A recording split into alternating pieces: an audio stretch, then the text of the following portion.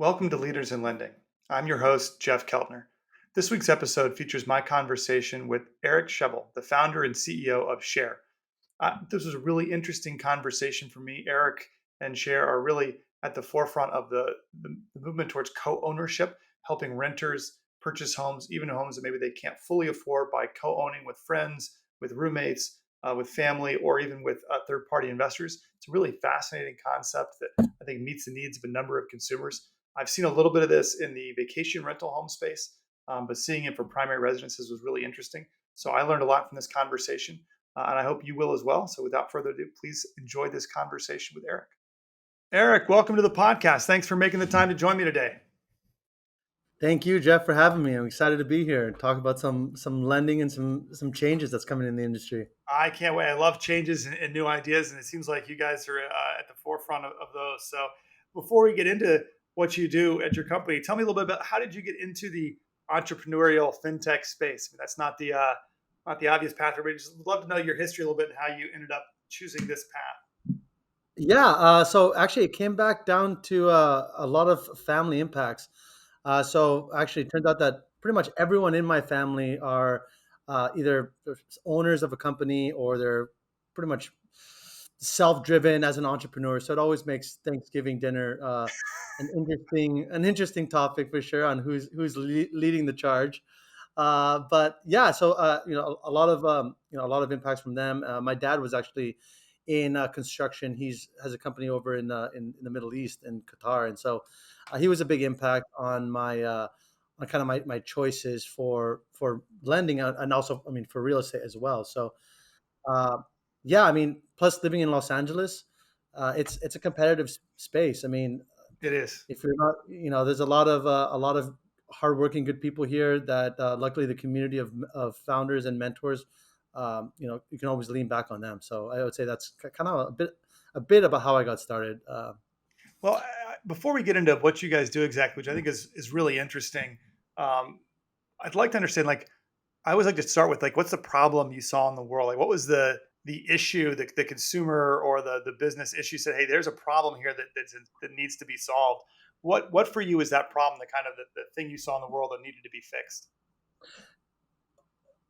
How so to kind of lead up to that, Yeah. it's a bit of a short story. So my background is I'm a licensed real estate broker, mortgage broker, and engineer. Went to school up at University of Washington, studied construction engineering, architecture, and finance. And great university out there. I was fortunate enough to have 6 different job offers before even graduating my senior year. Kudos. So yeah, it was a great time. And then I chose a company called Swinnerton Builders. They're the largest general contractor on the West Coast. It was great. I mean, I was started off doing engineering, and I was promoted every single year. Busted my tail off. Started to manage billion-dollar projects, and from that experience, though, uh, I started to find that although I was being promoted and I was getting, anywhere between 10 to 12% increases on my base, uh, I found that my rent was going up almost at that same rate. And so I started to Wow. actually, I kind of came to this conclusion. I did just a basic, napkin and figure out some math saying, okay, Eric, let's think about this logically. If I can do this and get promoted every single year, then I think if I become the youngest CEO in a 200-year-old company, I'll be able to buy a home when I'm 36. So I thought, okay, let's set some expectations. And so uh, I started looking into, well, what are some other alternatives to buy a home? And so, I can either continue to rent, Hmm. I can add more roommates, and which is, I guess I can start doing some couch surfing if I need to, Yeah. and then unfortunately, I could move home with my parents, which we're seeing around 53% of young adults are now moving home with their parents, and I something tells me it's not because they want to. Something tells me that it's their only choice. So, uh, given that background, that's kind of my pain points were I want to solve a problem for not only myself because I can never afford a home on my own. I'm already living with roommates. So why is it so crazy to pay my mortgage instead of my landlord's mortgage? And That was one side of things, and then the other side is for real estate agents and brokers. A startling stat is that 87% of real estate agents and brokers will actually never make a sale in 5 years and completely quit. That's per the National Association of Realtors. And 87%? 87% will fail. Wow. So you really let that resonate. Like, okay, so I'm sorry for all the people who are watching those shows on Netflix. Crushing It dreams isn't. right now, Eric. You're crushing dreams. People are listening going, I was going to. I may be crushing dreams, but I'm saving their futures.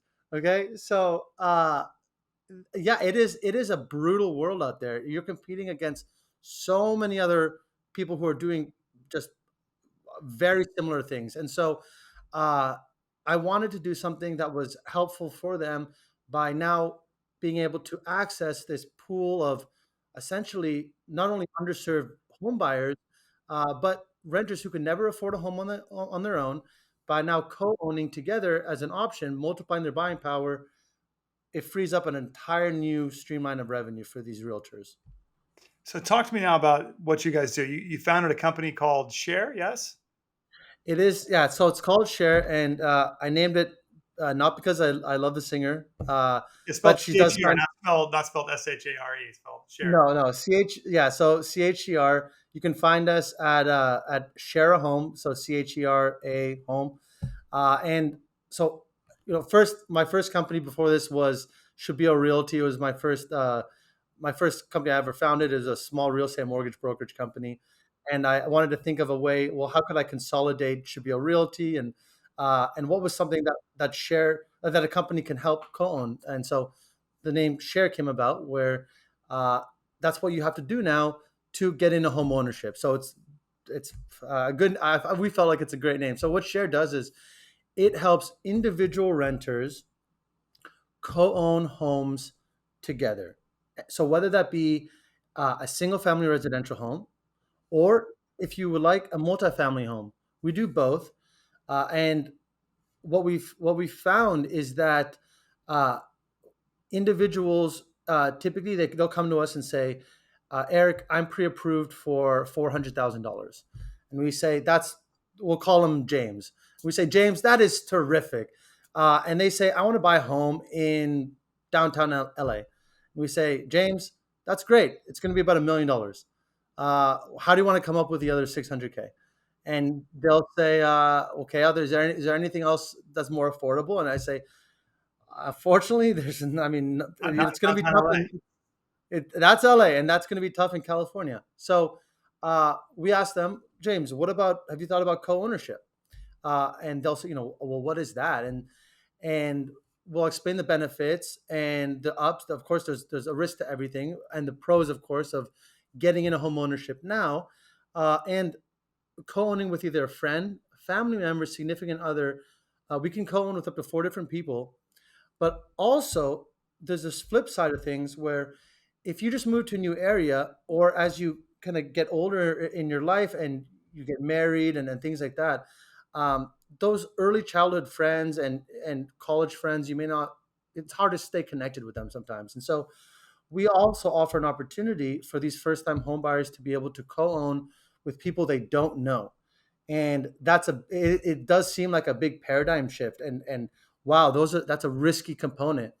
And what we've done to mitigate that is we really push the duplex triplexes of co-ownership with people who don't know each other, Mhm. because the last thing we want is the small friction points to deteriorate a good investment, such as, look, Jeff, why are there still dishes? You made lasagna last night, man. Like, why are you not cleaning it up? So, those small pain points can be easily addressed by having your own space and still building equity.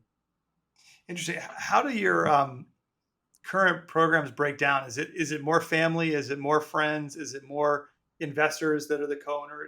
Is there any kind of focus or at least dominant portion to what you're seeing happen in the market right now? 'Cause it's a fascinating idea to co-own, but I'm curious how that really is. Is it like parents helping with the purchase and going in halvesies, or what does it look like?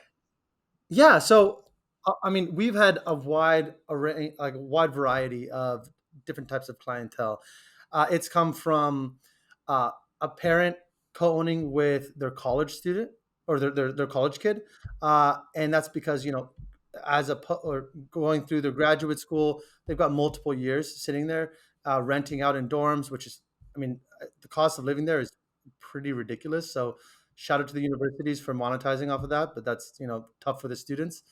Uh, so we've seen that type of relationship where a parent realizes how long that they're going to be renting, and instead of just giving them a down payment, they have an opportunity to say, "Look, why don't we co-own together?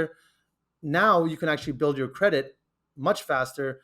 I can at least get maybe that down payment back in equity and appreciation, and when we sell." So, we're looking at the majority of down payments now are coming from gifts, and so the problem with that is that a gift is great, but you know, don't ever expect that to come back. And so we have that type of persona. We're also seeing a lot of existing roommates just realize, look, we've been renting for how many years, and right now in the U.S., typically leases are being renewed longer than 2 years, and so recognizing that pain point, they kind of renters are starting to realize, well, I didn't think this was an opportunity. In fact, uh, some stats are that there's been a 771% growth amongst roommates co-owning their first home as a single family residential home in the last 6 years. I know it's startling. So we have that's kind of our second persona, and then our third persona are the types of investors are kind of they're either impact investors who want to help the underserved, who are doing kind of with this multifamily, they buy out the other unit and they'll do kind of a lease to own option. So in the end, they're still, they did something for the community, and it's not just an investor straight up owning half the home.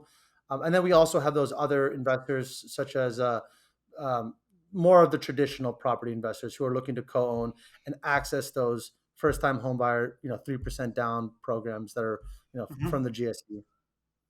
Got it. Um, that's fascinating. I'm somewhat familiar. So I've seen in my world this kind of co-ownership concept more in the concept of vacation homes. I get it. I must be in the wrong advertising setting because I get this kind of various companies that are, buy your multi-million-dollar vacation house with your four friends, and then it's kind of managed and structured.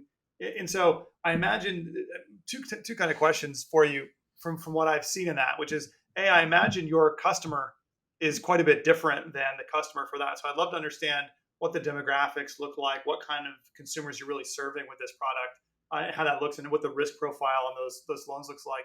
And two, whenever I thought, one of my friends called me and said, "Hey, let's buy something together," I went, "Man, we got to figure out because it always sounds good in theory, but then stuff goes wrong, and you need the right legal structures, infrastructure to make sure that when there's a disagreement, when something doesn't go right, that everybody's properly protected and that's properly papered." So I'm curious what kind of services you provide to those borrowers too, in terms of the end to end, not just the like a loan that's got two people on it, but the kind of legal infrastructure for how you actually have some protection for both parties when there might be a disagreement in ownership. So I said two Yeah. part question. Let's go back to the first one. Like, who are the customers you're serving? I'm assuming they're not like me. These are not vacation homes, right? So what does that typical customer look like?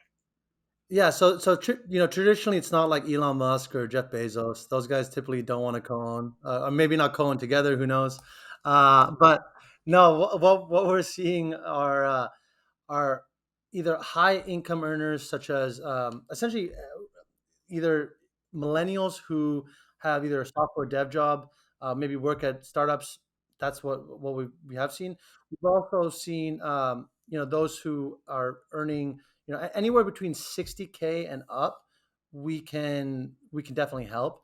When you get a little bit below, it becomes challenging making those mortgage payments, and so from a risk from a risk profile, we do originate and fund loans with credit down to a 500 credit score.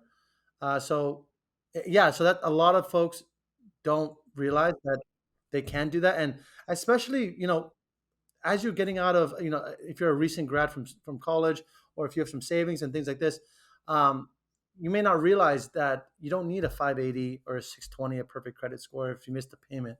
You don't need to enter into these long credit boosting I don't want to call them schemes, but these types of programs. So that's one thing. So there is a slight risk that we do take on from taking on that 500, but right now we do ask for a minimum of 3% down still. But when you divvy that up amongst your co-owners, you're looking at 1.5% or even less if you split it up, even more. We are coming out with some new no zero down programs as well. But that, of course, that does increase that risk tolerance. So that would we would see a higher credit score in turn. So um, we are continuing to be on the forefront of even developing some new co-owning loans. And so for any lenders listening to this, if your clients, which I know many lenders have this problem, they're acquiring a ton of home buyers who are sitting in their incubation phase. They have no idea how to activate them. And so this is a great opportunity for them to either partner up with Share or alternatively help and develop a potential co-owning loan product using and leveraging us as their partners. So uh, yeah, that's I guess that was a long-winded answer for the first part of the question. Yeah, well, so lenders who are paying attention, do you partner? I'm curious, how do you fund your loans today? And are you partnering with um, any originators or funding sources or banks or mortgage companies that are actually taking some of putting up the capital for some of these loans or anything like that? We are so we do use some large wholesale lenders right now Hmm. that do have strategic partnerships with us, uh, and of course, we're always looking to diversify more. We don't have any exclusive partnerships to keep our options open because, of course, what matters to us most is the client. So whatever the best loan product we can provide them, that's what we're going to go ahead and go with. Got it. Now, a second question: what's the set of not just the a loan, but what is the set of things that you're helping these clients do to make sure the coding? I imagine I actually you get the advice never mix Business, family and business, money or that kind yeah, of thing. So like and I had that concern when we talked about doing something jointly with some friends. You go, hey, like I know it sounds great, but then if we have a disagreement on how to repair something, or if we want to do a renovation, or we need a new, like all of a sudden there's these difficult questions that are not obvious in how they're answered. So I do think there's more than just a loan involved in making a co-ownership thing function. What are the sets of things you help with to make sure that people can make their way through, even when not everything goes exactly as planned?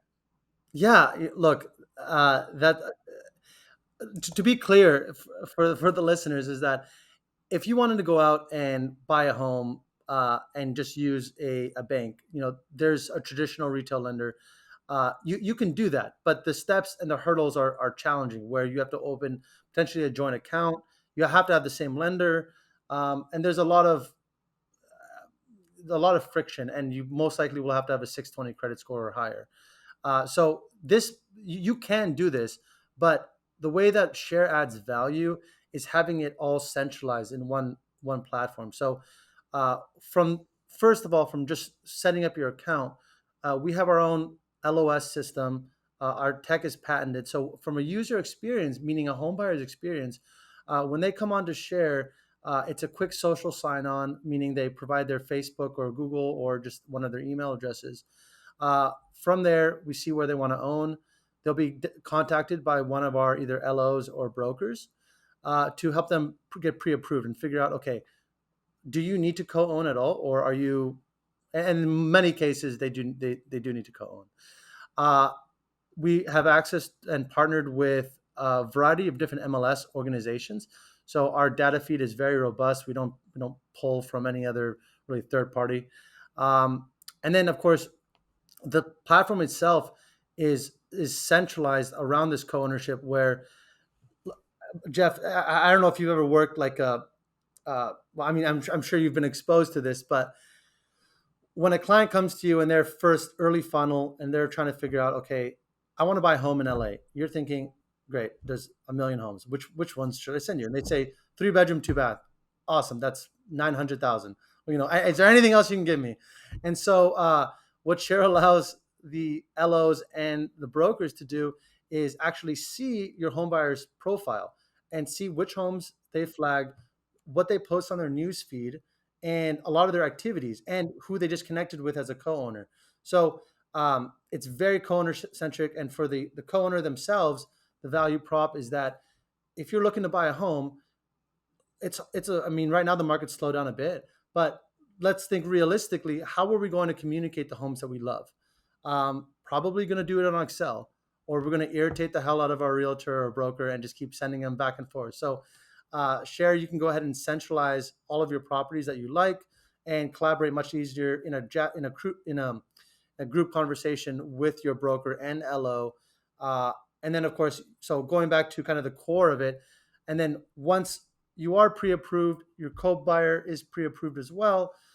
We do provide you custom tenants and common agreements, which lay the foundation. So I would say a successful co-ownership relationship is one that first has some sort of legal protection, and also one that has the equal mindsets on what you want to do with the property. So is this going to be a fix and flip, Jeff, or is this going to be more so I'm looking for a way to build equity from give me 3 to 5 years, and then I want to fractionally sell or sell completely. And so, really, it comes down to first our contracts. We can and we do pay if you like for a 1 year LLC. So we will create that LLC for you. And I mean, and outside of that, the other benefits is that when you want to fractionally sell, how how the hell do you do that? And Yeah. so, traditionally, how it's been is you'll have an agent post to the MLS, and it'll sit on the market for 180 past days. It'll say, hey, there's a joint venture opportunity. Come check out. Hit me up, and I'll connect you with my client. So what we've been able to do is we've been able to reduce that substantially by, I would say, over 50% by now having a buyer when they want to sell using our agents. They can also do a for sale by owner, which gets blasted out to our CRM of 60,000 other co-buyers. But they want to use one of our agents, which we encourage them to do. They will go ahead and list it on the MLS as well, because now Rezo, Real Estate Standards Organization, has adopted this new fractional listing designation. So, shout out to all the secondary vacation property companies out there, because with their help, they've been able to really leverage this this program. And Yeah. so, That um, infrastructure. yeah, the infrastructure and it really required a big push. And so, the benefit there is that, yeah, so we are able to reduce days on market for that seller, get their money out faster, and in turn build wealth in a way that they would never have been able to otherwise done so. Very cool. I think I got it. Is there anything else you wanted to talk about or share about the program or think people ought to know?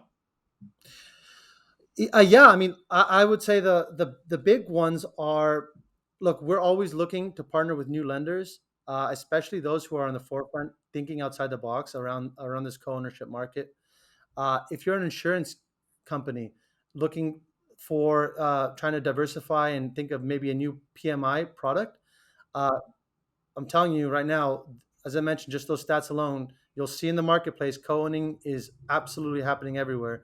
So this is a great opportunity for an insurance carrier to get involved now, and we would love to pilot with you. And then lastly, for any LOs and or real estate brokers, reach out to us, and whether that be an affiliate partnership, if your clients, if you have a big pool of clients that are being outpriced, or you can't activate those clients to buy now, leverage our co-ownership material. Look, your clients are your clients, and we would love to help you at least close some transactions. So, yeah, other than that, I would say visit our website, sharehome.com, and sign up for free. And we would love to take any other questions and help you make some more sales and make home ownership a reality. All right. Well, I got three questions I ask everybody at the end of this podcast. So here we go. See if they're not always surprises. So I get surprised sometimes on these, but here are the three. Number one, what's the best piece of career advice you've ever gotten? Okay, I'm glad you asked. I thought the question was gonna be how many windows are there in New York. So, uh, Nope, nope. okay, no. So the best career advice uh, would be that So your time now is less valuable than it is tomorrow. So meaning that if you are if you're thinking about starting something, start it now while you're still learning and things like that. I'll give you an example. When I got my real estate broker's license when I was 23, looking at it now, I'm 32 now. Uh, I don't know if I would want to go through all those courses again, to be honest. And now that I've gone through all my experiences, I mean, to be frank, it was a kind of a bear. And so, uh, I was younger then, and now my time is better spent doing other things.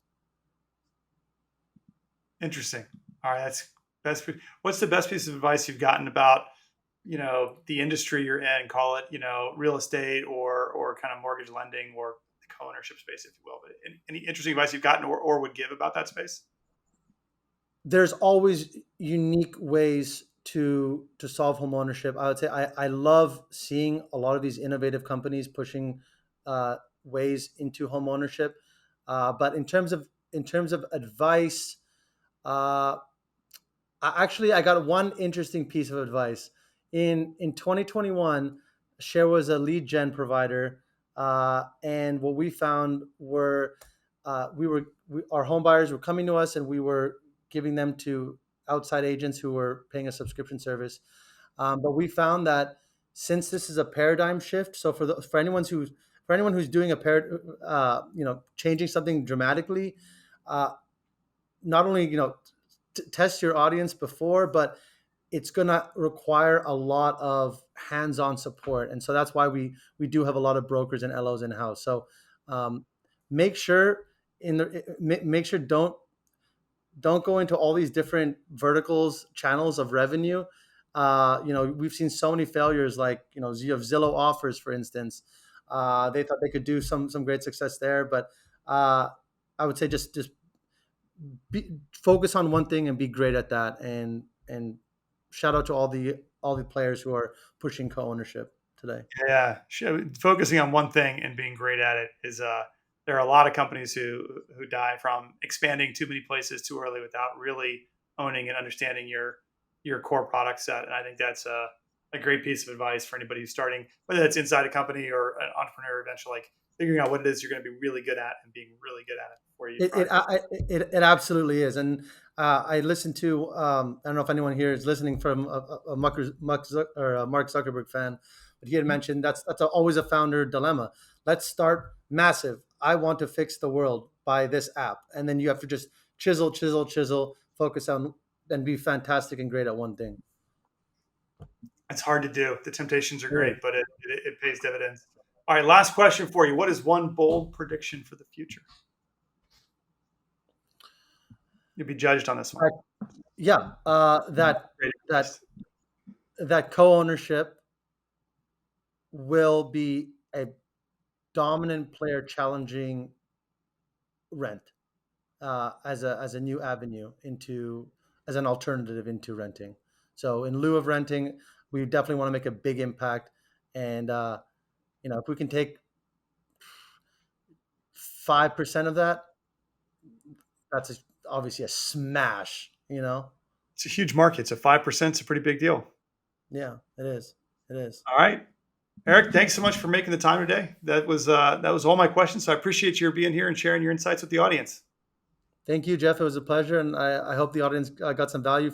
Please reach out to us anytime at share@share.app. That's CHER at CHER.app. Thank you.